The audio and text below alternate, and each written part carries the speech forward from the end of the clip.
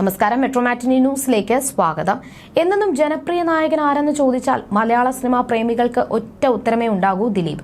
അതിൽ സംശയം ആർക്കുമില്ല. മലയാളം വിടാത്ത, മലയാള സിനിമയെ അത്രയ്ക്ക് സ്നേഹിക്കുന്ന, അഭിനയിക്കുന്ന ഒരു റോളിലും നടിമാരെ കിടപ്പ് സീനോ ലിപ് ലോക്കോ ചെയ്യാതെ പക്ക ഫാമിലി കുട്ടികൾക്ക് വേണ്ടി മാത്രം അഭിനയിച്ച നടൻ. അത് ഈ കേസ് വന്നത് കൊണ്ടല്ല, കഴിഞ്ഞ 35 വർഷമായി അങ്ങനെ തന്നെയാണ്.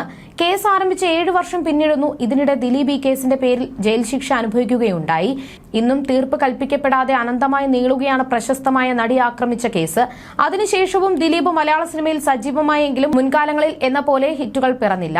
ഇന്നും ജനപ്രിയൻ എന്ന നാമധേയത്തിൽ കുടുംബ പ്രേക്ഷകർക്ക് യോജിക്കും വിധമുള്ള സ്ക്രിപ്റ്റുകൾ ദിലീപ് തെരഞ്ഞെടുക്കാറുണ്ട്. ദിലീപിന്റെ കരിയറിലെ തന്നെ ഏറ്റവും വെല്ലുവിളി നിറഞ്ഞ സിനിമയായിരുന്നു ചാന്തുപൊട്ട്. ലാൽ ജോസിന്റെ സംവിധാനത്തിൽ പുറത്തെത്തിയ ചിത്രത്തിന്റെ കഥയും അവതരണവും ഒക്കെ വ്യത്യസ്തമായിരുന്നു. എന്നാൽ ട്രാൻസ്ജെൻഡറായ ആളുകളുടെ ജീവിതം പറയുകയാണെന്ന രീതിയിൽ പുറത്തിറങ്ങിയ ചിത്രം വലിയ വിമർശനത്തിന് കാരണമായി. തങ്ങളെ പരിഹസിക്കുന്ന രീതിയിലാണ് ചാന്തുപൊട്ട് വന്നതെന്ന് പലരും ആരോപിച്ചു. ഇപ്പോഴിതാ അത് സത്യമാണെന്ന് പറയുകയാണ് സംവിധായകൻ വിജു വർമ്മ. ട്രാൻസ്ജെൻഡറുടെ കഥ പറഞ്ഞ ഓടും രാജ ആടും റാണി എന്ന സിനിമയുടെ സംവിധായകനാണ് വിജു. പക്ഷേ തന്റെ സിനിമ വിചാരിച്ചതുപോലെ ഹിറ്റായില്ലെന്നും അതിന്റെ കാരണത്തെക്കുറിച്ചുമാണ് ഒരു യൂട്യൂബ് ചാനലിന് നൽകിയ അഭിമുഖത്തിലൂടെ സംവിധായകൻ പറയുന്നത്. ഓടും രാജ ആടും റാണി എന്ന സിനിമയിലേക്ക് നായകനായി ബിജു മേനോനെ നോക്കിയിരുന്നു. പൃഥ്വിരാജ് അടക്കമുള്ള താരങ്ങൾക്ക് വേണ്ടി എത്ര വർഷം ഞാൻ നടന്നുവെന്ന് അറിയാമോ? ആദ്യം കഥ കേട്ട് അംഗീകരിച്ച സിനിമയ്ക്ക് വേണ്ടി വർഷങ്ങളോളം ഞാൻ നടന്നിട്ടുണ്ട്. അതിപ്പോൾ പുള്ളി പോലും ഓർമ്മിക്കുന്നുണ്ടാവില്ല. കാരവാൻ ടു കാരവാൻ യാത്ര ചെയ്യുക എന്നല്ലാതെ ഇതൊന്നും വർക്കായില്ല.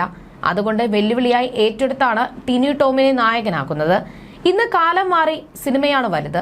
അന്ന് താരമാണ് താരം. കാലം തെറ്റി ഇറങ്ങിയ പടമാണെന്നാണ് എല്ലാവരും അതിനെക്കുറിച്ച് എന്നോട് പറയാറുള്ളത്. ഇപ്പോഴായിരുന്നുവെങ്കിൽ അത് ഹിറ്റാവുമായിരുന്നു എന്നൊക്കെ പറയുന്നവരുണ്ട്. അതിനു മുകളിൽ ചില കാര്യങ്ങളും സംഭവിച്ചിട്ടുണ്ട്. ഔസേപ്പച്ചൻ വഴി ലാൽ ജോസ് ഈ സിനിമയെ കുറിച്ച് അറിഞ്ഞു. അദ്ദേഹത്തിനും ഇഷ്ടപ്പെട്ടു. പക്ഷെ വേറൊരു പടം പരാജയപ്പെട്ടതിനാൽ പണം ഇൻവെസ്റ്റ് ചെയ്യാൻ പറ്റിയില്ല. LJ ഫിലിംസ് എന്ന ബ്രാൻഡ് ഉപയോഗിച്ചോളാനാണ് അദ്ദേഹം പറഞ്ഞത്.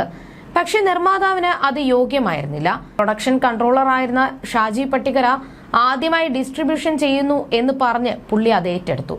അതും സിനിമയുടെ പരാജയത്തിന് കാരണമായി. കാരണം പടം ഇറങ്ങിയിട്ട് പോലും അതിന്റെ പോസ്റ്റർ പുറത്തു വന്നിട്ടില്ല. ഒട്ടും പ്രൊഫഷണൽ അല്ലാതെയാണ് ചെയ്തത്. അന്ന് ട്രാൻസ്ജെൻഡേഴ്സിന്റെ കൂടെ പ്രാധാന്യം കൊടുത്ത് അവരിലൂടെയും പ്രൊമോഷൻ ചെയ്യാമായിരുന്നു. അതുണ്ടായില്ല. ഏതൊക്കെയോ ഉച്ചപടം കളിക്കുന്നത് പോലെ ഈ സിനിമയും തിയേറ്ററിൽ വന്നുപോയി. ചാന്തുപൊട്ടിൽ ദിലീപ് ചെയ്തത് എല്ലാവരും മനസ്സിൽ നിൽക്കുന്നുണ്ട്. പക്ഷേ ട്രാൻസ്ജെൻഡേഴ്സിന്റെ ജീവിതാവസ്ഥയെ വളരെ വികലമായിട്ടാണ് അതിൽ അവതരിപ്പിച്ചത്. അവരെ ചാന്തുപൊട്ടെന്ന് എല്ലാവരും വിളിക്കാൻ കാരണം എന്താണെന്ന് അത് ദിലീപാണ്. അങ്ങനൊരു സിനിമ വന്നപ്പോൾ ഇത് ഭയങ്കരമായി പൊതുവായി മാറി. പണ്ടൊക്കെ മറഞ്ഞും തെളിഞ്ഞും വിളിച്ചവരാണെങ്കിൽ പബ്ലിക്കായി പരിഹസിക്കാൻ തുടങ്ങി. അതിന്റെ വിജയപരാജയങ്ങൾ മറ്റൊരു വശമാണ്. ട്രാൻസ്ജെൻഡർമാരെ മോശമായി ചിത്രീകരിക്കുകയാണ് പല സിനിമകളും ചെയ്തിട്ടുള്ളത്. ചാന്തുപൊട്ട് അവർക്ക് സന്തോഷം കൊടുത്തില്ല. കാരണം ദിലീപ് ചെയ്തതൊക്കെ അവരെ പരിഹസിക്കുന്നത് പോലെയാണ്. അവർ കടന്നു പോകുന്നതൊക്കെ വേറെ രീതിയിലാണെന്നും വിജു പറയുന്നു. അതേസമയം ടിനി ടോമിനെ നായകനാക്കി വിജു വർമ്മ സംവിധാനം ചെയ്ത ചിത്രമായിരുന്നു ഓടും രാജ ആടും റാണി. മണികണ്ഠൻ പട്ടാമ്പിയാണ് ചിത്രത്തിലെ മറ്റൊരു പ്രധാനപ്പെട്ട കഥാപാത്രത്തെ അവതരിപ്പിച്ചത്. ഈ സിനിമയ്ക്ക് കഥയൊരുക്കിയതും മണികണ്ഠൻ തന്നെയാണ്. ശ്രീലക്ഷ്മി ശ്രീകുമാറാണ് ചിത്രത്തിലെ നായികയായി എത്തിയിരുന്നത്. ബെന്നി പി നായരമ്പലത്തിന്റെ രചനയിൽ ലാജോ സംവിധാനം ചെയ്ത ചിത്രമാണ് ചാന്തുപൊട്ട്. ദിലീപിനെ കൂടാതെ ഗോപിക, ലാൽ, ഭാവന, ഇന്ദ്രജിത്ത്, രാജൻ പി ദേവ് തുടങ്ങിയവരും ചിത്രത്തിൽ പ്രധാന വേഷത്തിലെത്തിയിരുന്നു. മുൻപ് തന്റെ സഹപാഠിയിൽ നിന്ന് പ്രചോദനം ഉൾക്കൊണ്ടാണ് ചാന്തുപൊട്ടിലെ കഥാപാത്രത്തെ എഴുതിയതെന്ന് ബെന്നി പി നായരമ്പലം പറഞ്ഞിട്ടുണ്ട്. ചാന്തുപൊട്ടിലെ കഥാപാത്രം ട്രാൻസ്ജെൻഡർ അല്ലെന്നും പെൺകുട്ടിയെ പോലെ വളർത്താൻ ശ്രമിച്ചതുകൊണ്ട് അറിയാതെ സ്ത്രണത വന്നതാണെന്നും അദ്ദേഹം പറഞ്ഞത്. താൻ ഉദ്ദേശിച്ചതുപോലെയല്ല സിനിമയ്ക്ക് പുറത്തേക്ക് ആ കഥാപാത്രം വന്നതെന്നും ഏറെ തെറ്റിദ്ധരിക്കപ്പെട്ട ഒരു കഥാപാത്രമാണതെന്നും ബെന്നി കൂട്ടിച്ചേർത്തു. പലരും പരിഹസിക്കാനായി ആ കഥാപാത്രത്തെ ഉപയോഗിക്കുന്നത് കണ്ടപ്പോൾ വ്യക്തിപരമായി വിഷമമുണ്ടായെന്നും അദ്ദേഹം വ്യക്തമാക്കി. ചാന്തുപൊട്ടിലെ കഥാപാത്രം എന്റെ കൂടെ 8ാം ക്ലാസ്സിൽ ഒരു ബെഞ്ചിൽ ഇരുന്ന് പഠിച്ച എന്റെ സഹപാഠിയായിരുന്നു. അവന് കുറച്ച് സ്ത്രണത ഉണ്ടായിരുന്നു. അതുകൊണ്ട് തന്നെ കുട്ടികളെല്ലാം അവനെ കളിയാക്കും. അത് കേൾക്കുമ്പോൾ അവന് പലപ്പോഴും ദേഷ്യം വരുമായിരുന്നു. പലപ്പോഴും അവൻ ക്ലാസ്സിൽ വരാതെയായി. അങ്ങനെ കുറെ കാലം കഴിഞ്ഞ ഞാൻ അവനെ കുറിച്ച് അന്വേഷിച്ചപ്പോൾ മാനസിക നില തെറ്റി വീട്ടിൽ തന്നെ ചങ്ങലക്കിട്ടേക്കുകയാണെന്ന് പറഞ്ഞു. ആ ഒരു വേദന മനസ്സിൽ കിടന്നതിൽ നിന്നാണ് പിന്നീട് ഞാൻ ചാന്തുപൊട്ടിന്റെ കഥ എഴുതുന്നത്.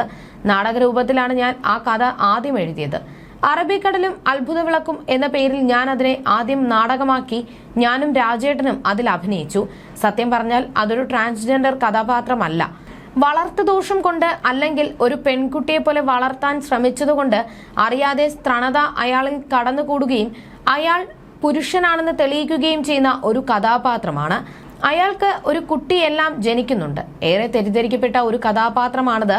സിനിമയ്ക്ക് പുറത്തേക്ക് ആ കഥാപാത്രം വന്നപ്പോൾ അവരെ നോക്കിക്കണ്ടത് വേറെ രീതിയിലാണ്, പരിഹസിക്കപ്പെടുന്ന രീതിയിലാണ്. അത് പലപ്പോഴും വ്യക്തിപരമായി എനിക്ക് ദുഃഖമുണ്ടാക്കിയിട്ടുണ്ട്. പല വേദിയിലും ഞാനത് തുറന്നു പറഞ്ഞിട്ടുണ്ടെന്നും ബെന്നി പി നായരമ്പലം പറഞ്ഞിരുന്നു. അതേസമയം ചാന്തുപൊട്ട് എന്ന സിനിമ ട്രാൻസ് സമൂഹത്തിന് നേരെയുള്ള അധിക്ഷേപമായിരുന്നുവെന്ന വിമർശനത്തോട് സംവിധായകൻ ലാൽ ജോസും പ്രതികരിച്ചിരുന്നു. ചിത്രത്തിൽ ദിലീപ് അവതരിപ്പിച്ച രാധാകൃഷ്ണൻ ട്രാൻസ് വ്യക്തിയല്ലെന്നും അയാൾ പുരുഷനാണെന്നും പറഞ്ഞ ലാൽ ജോസ് സിനിമയുടെ പേരിൽ പാർവതി ഒരാളോട് മാപ്പ് പറഞ്ഞത് എന്തിനാണെന്ന് മനസ്സിലായില്ലെന്നും കൂട്ടിച്ചേർത്തു. പാർവതിയുടെ നടപടി ശുദ്ധ ഭോഷ്കാണെന്നുമാണ് ഒരു മാധ്യമത്തിന് നൽകിയ അഭിമുഖത്തിൽ ലാൽ ജോസ് പറഞ്ഞത്.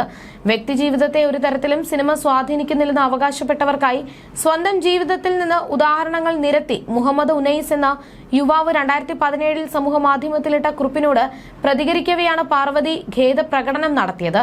ലാൽ ജോസ് സംവിധാനം ചെയ്ത ചാന്തുപൊട്ട് എന്ന സിനിമ തന്റെ ജീവിതത്തിൽ ഉണ്ടാക്കിയ വേദനകളെ കുറിച്ചായിരുന്നു ഉനൈസ് ഫേസ്ബുക്കിലിട്ട കുറിപ്പ്. ട്യൂഷനിൽ മലയാളം അധ്യാപകൻ പഠിപ്പിച്ചുകൊണ്ടിരിക്കുന്നതിനിടയിൽ എന്നെ ചൂണ്ടിക്കാട്ടി ഇവൻ പുതിയ സിനിമയിലെ ചാന്തുപൊട്ട് പോലെയാണെന്ന് പറഞ്ഞപ്പോൾ ക്ലാസ് അട്ടഹസിച്ചു ചിരിച്ചു. എല്ലാവരുടെയും ആ അട്ടഹാസ ചിരിയിൽ എനിക്ക് അനുഭവപ്പെട്ടത് നെഞ്ചിൻ കൂട് പൊട്ടുന്ന വേദനയായിരുന്നു. ആ സംഭവത്തോടെ ആ ട്യൂഷൻ നിർത്തി. എന്നാൽ ആ വിളിപ്പേര് ട്യൂഷനിൽ നിന്ന് തൊട്ടടുത്ത ദിവസം തന്നെ സ്കൂളിലും എത്തി. ഏറെ ഹിറ്റായി ഓടിയ ക്യൂവർ ന്യൂനപക്ഷ വിരുദ്ധത തിങ്ങി നിറഞ്ഞ ആ സിനിമ തിയേറ്ററിൽ നിന്ന് പോയെങ്കിലും ചാന്തുപൊട്ട് എന്ന വിളിപ്പേര് നിലനിർത്തി. ആ സിനിമ ഇറങ്ങിയ കാലത്ത് അത് അനുകരിച്ച് തല്ലുകിട്ടിയ ആളുകളെ ഒരുപാട് വർഷങ്ങൾക്ക് ശേഷം കണ്ടിട്ടുണ്ട് എന്നായിരുന്നു ഉനൈസ് കുറിച്ചത്. ഉനൈസ് നിങ്ങളെ സല്യൂട്ട് ചെയ്യുന്നു. പ്രതിസന്ധികളെ താങ്കൾ ധീരമായി മറികടന്നു. ഈ വേദന നിങ്ങൾക്ക് നൽകിയതിന് എന്റെ ഇൻഡസ്ട്രിക്ക് വേണ്ടി ഞാൻ മാപ്പ് ചോദിക്കുന്നു. നിങ്ങളോടും നിങ്ങളെപ്പോലുള്ള നിരവധി പേരോടും എന്നായിരുന്നു പാർവതിയുടെ പ്രതികരണം. സ്വന്തം അഭിപ്രായം തുറന്നു പറഞ്ഞതിന്റെ പേരിൽ പാർവതിക്ക് നേരെ ആൺകൂട്ട ആക്രമണങ്ങൾ നടന്നപ്പോൾ സിനിമ സമൂഹത്തെ സ്വാധീനിക്കുമെന്ന് സമർത്ഥിച്ച് ഞാൻ എഴുതിയത് ആ അനുഭവങ്ങൾ തന്നെയായിരുന്നു. അന്നത് ഏറെ ശ്രദ്ധിക്കപ്പെടുകയും ചർച്ച ചെയ്യപ്പെടുകയും ഉണ്ടായി. വർഷങ്ങൾക്ക് ശേഷവും ആ സിനിമ ഉണ്ടാക്കിയ പ്രത്യാഘാതങ്ങൾ ഒഴിഞ്ഞിട്ടില്ല. ആ സിനിമ ഞങ്ങൾക്കുണ്ടാക്കി വെച്ച ദുരിതത്തിന്റെ ഉത്തരവാദിത്വത്തിൽ നിന്ന് ലാൽ ജോസിന് കൈയൊഴിയാൻ കഴിയില്ല.